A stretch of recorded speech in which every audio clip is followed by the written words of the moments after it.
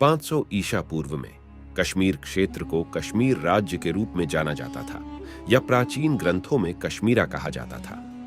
इस काल के सटीक शासकों के बारे में निश्चित रूप से जानकारी नहीं है।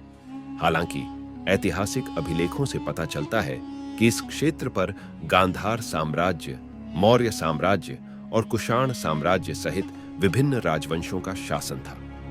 यह ध्यान रखना महत्वपूर्ण है कि इस समय के दौरान क्षेत्र का राजनीतिक परिदृश्य अत्यधिक गतिशील था, जिसमें कई शक्तियां नियंत्रण और प्रभाव के लिए प्रतिस्पर्धा कर रही थीं। बुद्ध और जैन काल में कश्मीर की राजसी भूमि बर्फ से ढके हिमालय की तलहटी में एक समृद्ध क्षेत्र था। यह अपनी मनमोहक प्राकृतिक सुंदरता, शांत घाटियों और प्रचुर संसाधनों के लिए जाना जाता था। राजसी पर्वत श्रृंखलाओं के बीच बसी यह भूमि स्वर्ग का प्रवेश द्वार मानी जाती थी। इस अवधि के दौरान कश्मीर पर कई शक्तिशाली राजाओं का शासन था। वे क्रमशः बौद्ध धर्म और जैन धर्म के संस्थापक व्यक्तियों बुद्ध और महावीर की शिक्षाओं से बहुत प्रभावित थे। उनके शासनकाल में कश्मीर राज्य आध्यात्मिक ज्ञान और दार्शनिक चर्चाओं का केंद्र बन गया। बौद्ध और जैन विचारधाराओं में गहराई से डूबे कश्मीर के शासकों ने कला, साहित्य और शिक्षा को बढ़ावा देते हुए परोपकारी शासन किया। मौर्य, गुप्त, कुषाण और गोरखा सहित कई राजवंशों ने इस अमूल्य क्षेत्र पर प्रभुत्व के लिए प्रतिस्पर्धा की। ईसा पूर्व 5वीं शताब्दी के दौरान भारत के वर्तमान जम्मू और कश्मीर क्षेत्र में स्थित कश्मीर पर विभिन्न राजाओं का शासन था। यहां उस युग के 2 प्रमुख राजाओं का संक्षिप्त विवरण दिया गया है।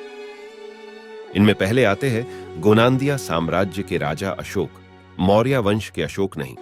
कल्हण की राजतरंगिणी के अनुसार राजा अशोक कश्मीर क्षेत्र के राजा थे।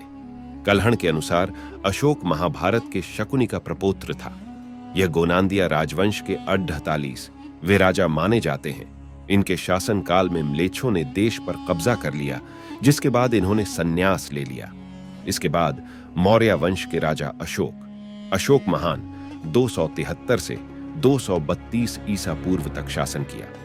प्रारंभ में अशोक कश्मीर के राजा नहीं थे, लेकिन उनके साम्राज्य में यह क्षेत्र शामिल था।